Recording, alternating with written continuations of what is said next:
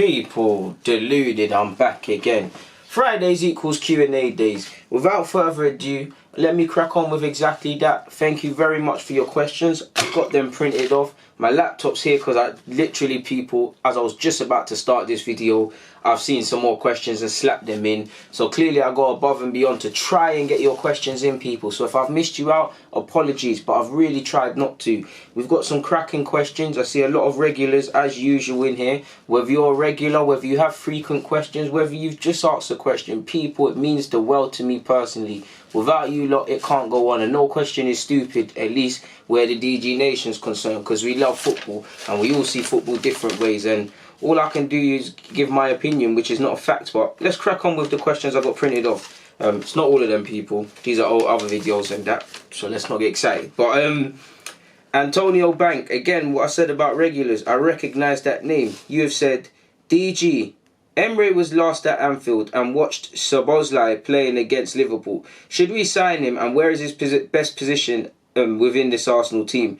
Well, I didn't know Emery was there, and that would be decent. I believe he can play a number of roles. He's, what, 18, 19? So like a lot of midfielders, it comes down to what specific midfielder do you want to be. It's like Paul Pogba, it's like Ndombele, it's like Milinkovic-Savic. We can all sit here and you and I can say where you best play them, but what specific midfielder are they? Yes, you can do other roles and be multifunctional, but at the base level at it, what midfielder are you? What sort of midfielder are you? I do believe he can develop for me into a box-to-box / deep line playmaker, purely because long term I see him as someone that can dictate the tempo of the game. Right now, with his youthful exuberance, I like the way he tries to get forward at times and contribute in terms of connecting play. So I'd say box-to-box midfielder for me personally, but those who watch him more on a regular basis might say something different. I really am impressed with his technical ability and his temperament to how he's taken to definitely playing football in Europe, people. I mean, what I mean by that is the Europa League, and now he's playing in the Champions League and things like that. So thank you for your question, Antonio.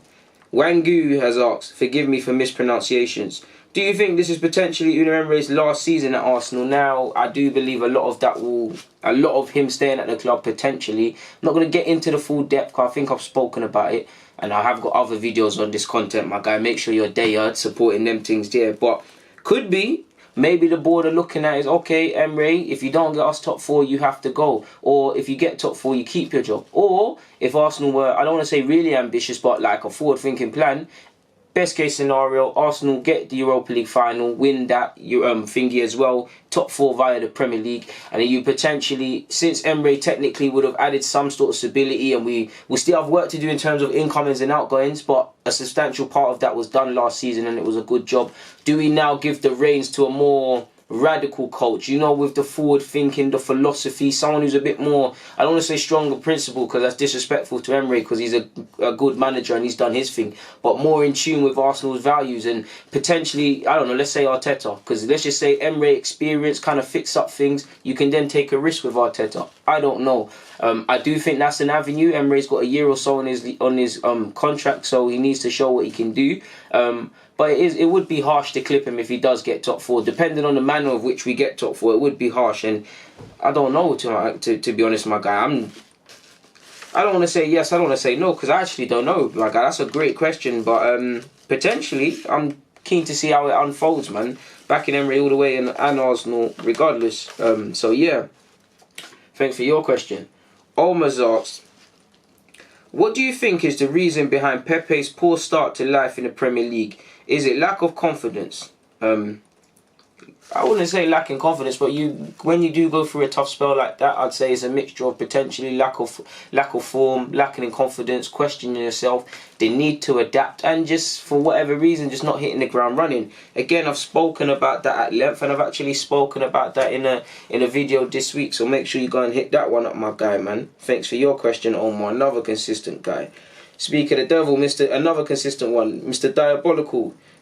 Shout to you. Do you think English clubs should have B teams so that young players can play against seasoned pros week in, week out? Of course, my guy. Of course. If you watch my content, I've been saying that I believe so, man. If not that, then some means where if not every week, every other week, they're playing seasoned pros, professionals and whatnot. Because academy football, it does teach you a lot, but you see with a lot of players, they get to that level where it's not quite enough. Like, see Curtis Jones at Liverpool, he teared it up this week in the youth league, in the Champions League. He teared it up last week against Arsenal's 23s. He gave Bellerin a tough time, a seasoned pro. He needs to play against these sort of, fair enough, Bellerin was just coming back in that, but he needs to play against, for him example, for me, he needs to play against senior pros so that he can see his level. What immediately does he need to improve at? What doesn't he need to, not that he doesn't need to improve anything, but what has he kind of got in his locker now? And for me, definitely in regards to academy level, people, definitely when it comes to academy level, I see players make a lot of mistakes, whether that's missing a chance, whether that's an own goal, or just lapses in concentration.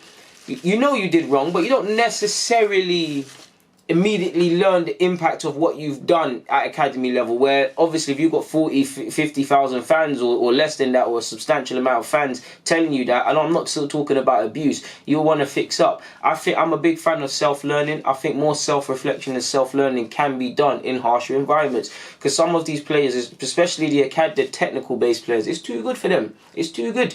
Look at Eddie, Tyrese, Balogun, they're all scoring goals for fun at academy levels, or have done. Now Eddie's obviously at Leeds and whatnot, but you get the point. So definitely, my guy, man, and you always ask questions, so you watch me. I know you don't know, you didn't need to ask me this question. Thank you for your question, my guy, man. Great question though.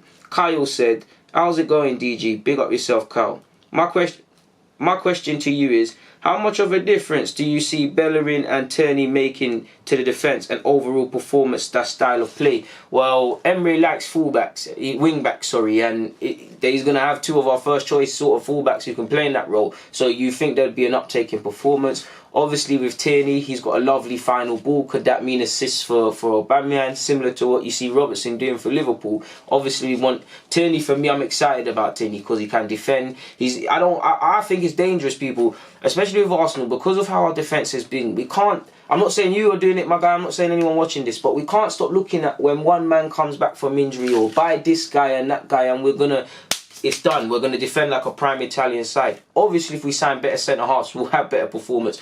Obviously, Tierney and Bellerin are the first-choice options within our squad, so there's going to be an uptake in performance. But there needs to be a structure, a system defensively. How we defend from threats out wide? How do we defend from stop letting shots on our goal, following runners, defending outnumbered? All the things you see Burnley doing, our defence needs to be able to do that. Our defence needs to be at a level where, obviously, if we were to play certain players, there'll be a drop-off in performance. But when one man comes out the team or whatever, we shouldn't be saying we need him like that. There should still be a consistency. And I think that a lot of that, my guy, comes down to coaching. So I say at best, the difference it would make is if you've got Tierney, if you've got Bellerin, we assume David Luiz and Socrates are the first choice members of the defence. That makes the back four, including Leno.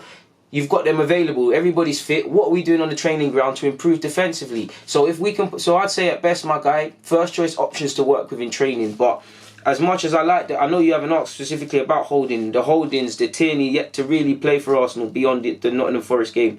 The Bellerins. I'm excited for Bellerin to come back. Of course, obviously, he's Bellerin.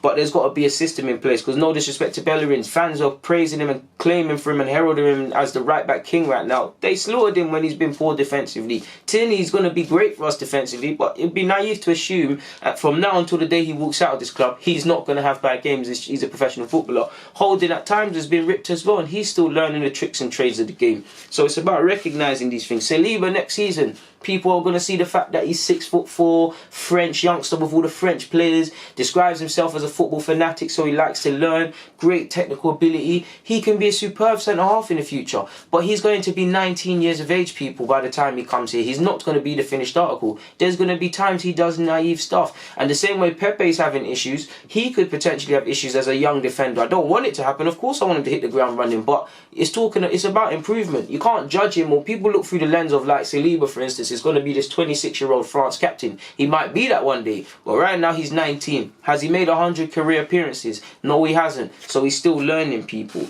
Moving on from your question, shout out to you, Kyle, man. You've got the juices flowing. Moving back, I think Omar asked me a question. Another question away this time from football. What do you want to achieve in life? Happiness and freedom, my guy. I just want to be free to really do the things that matter. For me, it's my family. It's seeing my unborn children grow up. It's being with my parents and loved ones and aunties and uncles as they get older. It's about if there are ever certain problems, I am able to go there.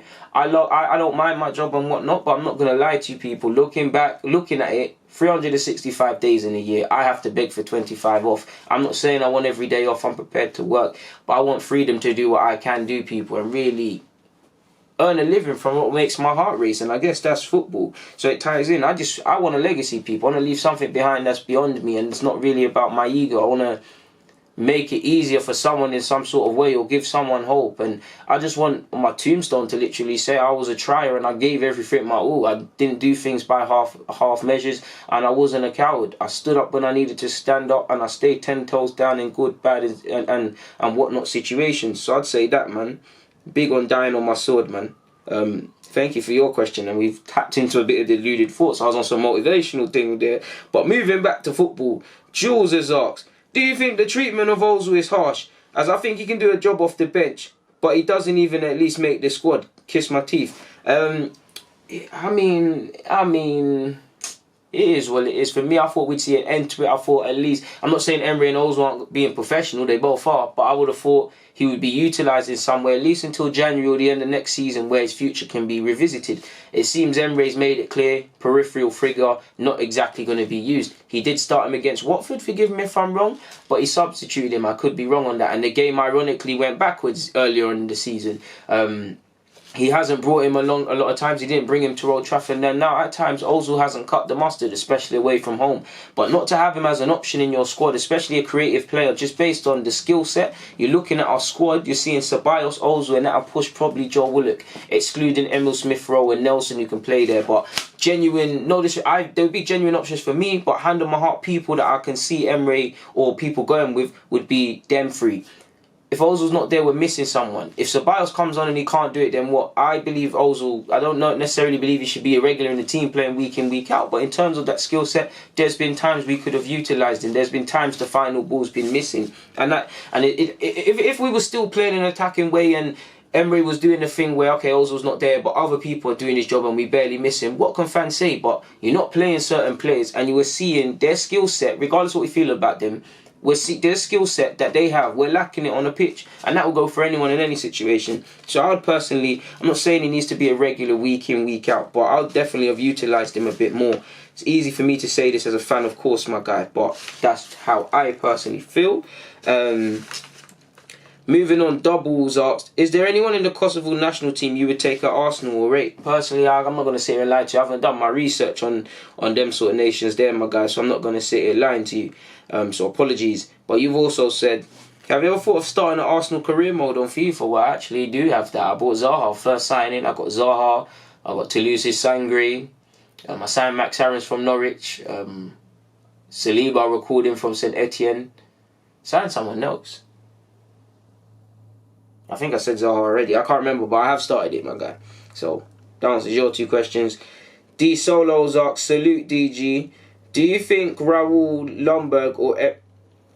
Sorry, I read your question wrong. Who do you think is bringing the youth through? Raul Sanye, Lomberg or Emery? Well, all of them people. Well, at the end of the day, Emery's the one playing Saka, so he gets the praise. But beneath the hood, it's Lomberg working with him week in, week out, day in, day out, and adding that more of a personal feel to it. It's Lomberg that was working with him last season. So it's a collective effort. It's not even them. It's Saka's obviously 18, turning 19 or 18 years of age now, I believe. But he's been at Arsenal for how long? It's the part-time coaches and the other full-time coaches and the people that helped him along the way. Obviously excluding his parents, specific to bringing him through. It's testament to Halen. Obviously, Emery has to have the courage to play in, which he does.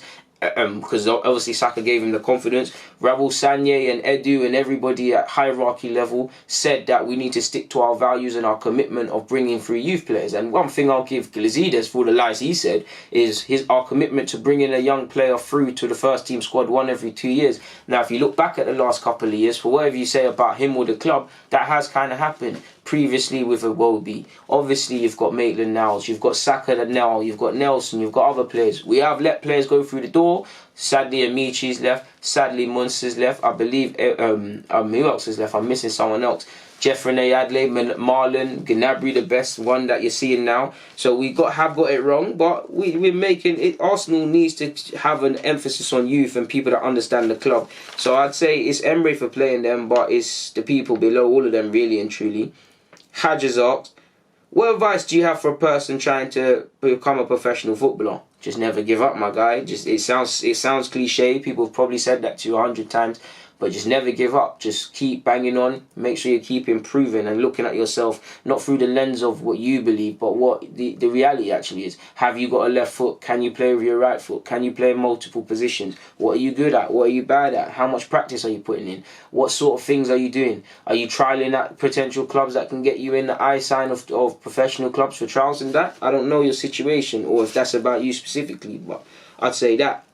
And it sounds sad, but you have to be a half-decent footballer. If you're not, and you know you're not in your heart, step away from it. But Tavins asks, this might be a hard question to answer, but who do you think is the next generation of football managers? Like, who is an upcoming manager? I don't know, my guy, but off the top of my head, I'd say Xabi Alonso, Cesc Fabregas, Wayne Rooney. I actually think West Ham's Mark Noble, Rob Holding, when the time comes, I believe he'll try his hand at management. Xavi's coming now, so that don't really count.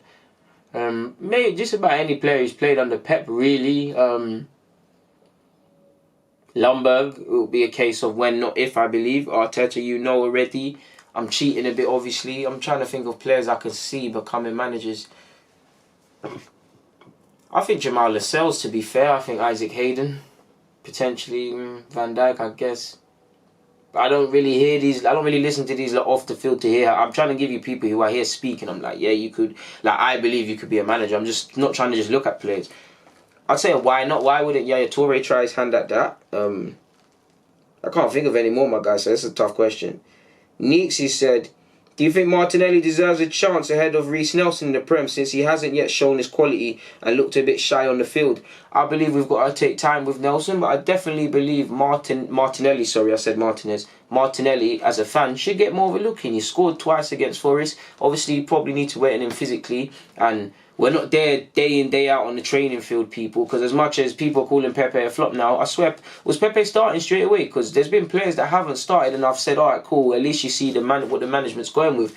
So players might not necessarily be ready if you're seeing them week in, week out in training, day in, day out, But I definitely would like to see a bit more of Martinelli. I like his energy. Why can't he get a 20 minutes here, a 10, a 15, a league start here, a 45 there? You see it. And if he can take advantage of them like what Saka's been doing, then the world's his oyster. But let's just let these players develop respectively. Trips asks, what's your thoughts on Torreira's general mood? I'd say frustrated because he's not playing. Frustrated. I don't know how true the Italian rumours are, but I'd say first and foremost extremely frustrated just because I'm not playing. Probably questioning Emery. And I'm not saying players are questioning Emery, but I can make a case of a couple players potentially questioning the tactics, because you've got our top goal scorer crossing the ball for a defensive mid or a box-to-box breaking down play sort of guy in Torreira. One of the smallest men on the pitch. Aubameyang, who's taller than him and a better player in the box, is crossing the ball for Torreira, who's up front, who he should be in front of the back four. They've got a couple of things like that. So I'd say frustrated and a bit bewildered, but professional, because you've got a job to do. Emmanuel has asked, what do you think of Nelson in the 10 role? Well, I've said that in a couple of vids. I think Nelson can play that 10 role. And if you look at his game now, he doesn't really dribble like that. He can do it. I'd like to see it a bit more, but he likes to come inside. And he looks to be a very strong dribbler with the ball inside, like you saw in a couple of games earlier in the season in the Prem when he was driving forward. So I do think he could do something in that creative midfield role. Apologies, people. I need a juice. Aaron Baxter's asked, do we miss Lacazette? That's going to be the shortest question. Of course we miss Lacazette. His skill set, how him and Aubameyang link up, obviously takes the burden off other players and whatnot. We miss Lacazette. Live from Planet X has asked, what's your favourite non-Arsenal kits this season? Tough question. PSG, they always got nice things.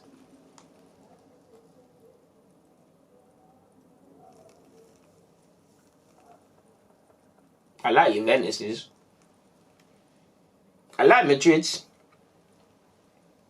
I think Inter's, you know, the kind of blackish, the dark colour, like the blackish, darkish colour. I like that. Good question, man. You put me on the spot, man. All that was going through my head, admittedly, my dude, was Arsenal, though. I'm not even going to lie to you. What's all this crap here, man? I really need to stop eating on here. I need to get the Hoover. But you've got another question. Do you think stats to analyse footballers is overstated in today's game? It depends who's looking at the stats. I believe they go hand in hand. First and foremost, I believe that if you look at it, I would say, I want to say 50%, but for me, it'd probably be 60%. It'd be 60% my eyes, and then stats. What are the stats? Because obviously, as a scout or looking at players, you have biases, and we all have biases in life, unconscious and conscious bias. I would look at the stats to, first and foremost, is it what my eyes are telling me? Is it backing that up? Is there a discrepancy? Okay, are my eyes telling me the same story? Have I got it wrong, or is this stats? I believe it's a bit of both. You use both in an ideal world. If you just purely look at the eyes, then it's not necessarily the best of measures. If you just look at stats, you can manipulate stats into anything, and you've got to have qualitative stats, basically. That you can't really focus on quantity, because a bag of stats tells you nothing. You've got to ask, what am I trying to get from these stats? If I want a striker, people, and I'm looking with my eyes and I like his movement of things, and his statistics show that he's not really scoring, do I wait for him to have that moment before I buy him, or do I continuously scout him a bit more and see if I was tweaking, or if he's actually got the ability? Or if he's actually good, I look at, he's a great player, his movement's good. I look at the stats, see his potential heat maps, the areas he takes up on the field, how many goals he's expected to score, how many goals he has scored, how many with his left, how many with his right, and so on and so on, actual sensible sort of stats. Then that can bring together a fantastic dossier for you to kind of sign a footballer, because football's just about confirmation, people. It's not rocket science. The more time a scout watches a player, for instance, I'm going with this example, the more confidence he's going to have is this guy's the bee's knees or is he not? Have I caught him on a bad day? Have I caught him on a good day? You have to, that's the angle I would go with, my guy. It's a fantastic question. All of the questions have been fantastic. It's been a very enjoyable episode, I must say, man. Wish I had my rare Neff still, but Carnival done that off with a drink to you guys. But somebody's asked, do you feel/think that Wenger was the problem? Should he have been allowed to see out his last year at the club? I'm a big Arsene Wenger fan, but he was part of the problem. We have to be honest. He was stuck in his ways. The game did leave him, so he was part of the problem. I do feel he wasn't the only problem, and he was done dirty, and the truth will come out one day. But he loved the club. I'll never question where his heart was, but he just wasn't cutting the mustard. So yes. Somebody else has asked, I believe Cryptic, God, I've copied and pasted them, terrible, but you've asked, do you see any differences since Emery has taken over from Wenger? A great emphasis tactically, a great emphasis on being rigid, less sort of Wenger ball free-flowing football. So I'd say that, to be honest, but beyond that, that's at a push. There's not really anything of evidence that's improved or necessarily got worse. I know we can sit here and talk about the defence statistically, people, but I'm in a good mood, so let's not ruin it. And someone's also asked, finally, do you think Gnabry and Coleman will reach the level of robbery and ribbon, people? That was terrible. Why not, man? They've both got a lot of potential. Now, they've got a long way to go. They're both going a long way to realising it. Ribery and Robin were super players, and if they can, then Bayern Munich are laughing. And you look at Bayern, they got them two, and they still want Sane. I mean, would you? I was a right back. I would not want to play against Sane, let alone Gnabry, let alone Coleman. Like, you get embarrassed, people. I think that's it for the questions, but I'm going to do one last little sweep, or sweep better yet, pardon me, of the questions on the community tab on YouTube. The Gooner 49 asks, what's your thoughts on Emery's selection, stubbornness and negative tactics? I do think he's got to do a lot first and foremost to play more.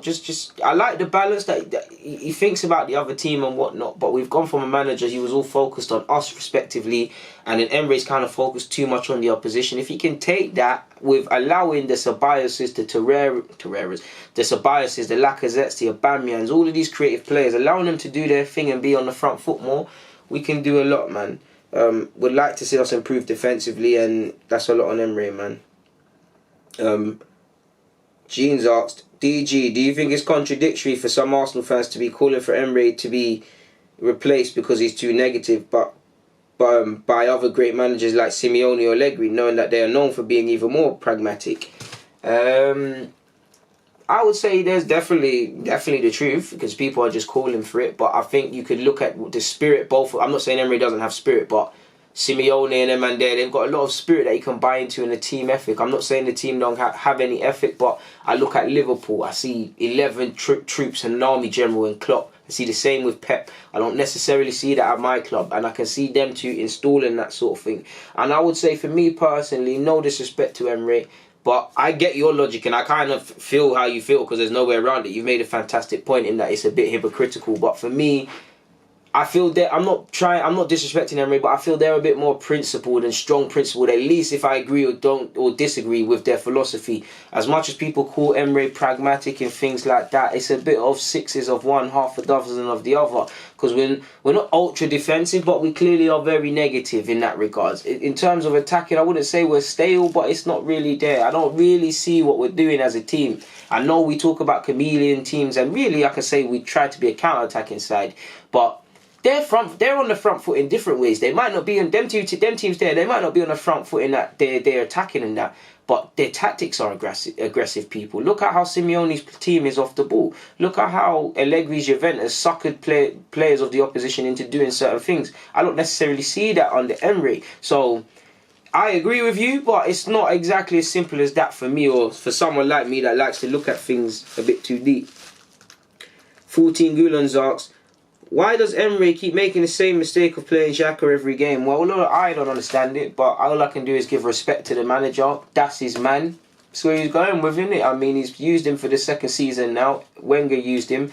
I can't see it, but there must be a reason why he's in the team week in, week out. Whether that's his leadership skills or what he offers them in terms of their philosophy. I don't have the answer for you at this moment, my guy, or really no. THC, what a name, every time you ask. You've said, I feel Leno gives off the vibes he doesn't like our current centre-half pairing whenever I see his body language. I might be reaching, but what's your take, DG? I feel you, but I feel you structured it wrong. I feel, if you look at all our defence, I don't really feel I think they believe in each other as teammates, but because there's not really a structure coaching defensively, I don't feel anyone has any real trust in anyone, or anyone really has a clue. And that nervousness that is projected from individual players and that spreads to others, and then it gets mixed around and spreaded back around, it's not good.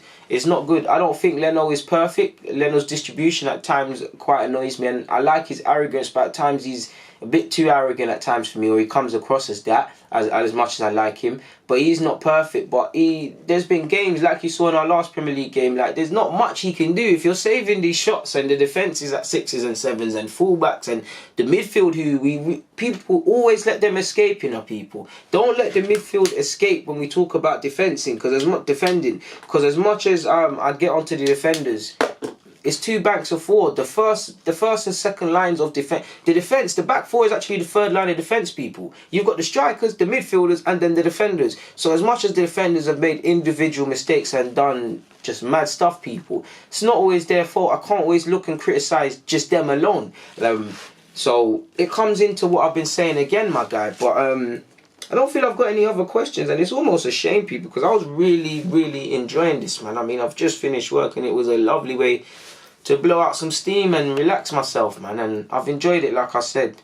So it's testament to you guys, man. And I can't wait till you lot get this out there, man. And like I said, please comment with more questions. Please get at the YouTube community tab, or just get under the comments of this video or a couple other videos, and I'll do my best to catch you. If not, you can hit me up on Snapchat, you can hit me up on Instagram, you can hit me up on Twitter. I regularly ask that on Twitter.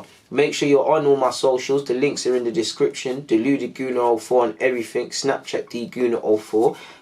Make sure you check out this week's podcast and whatnot. Again, link in the description. There's DT content for days. Make sure you like, subscribe, comment. Make sure you're checking the playlist.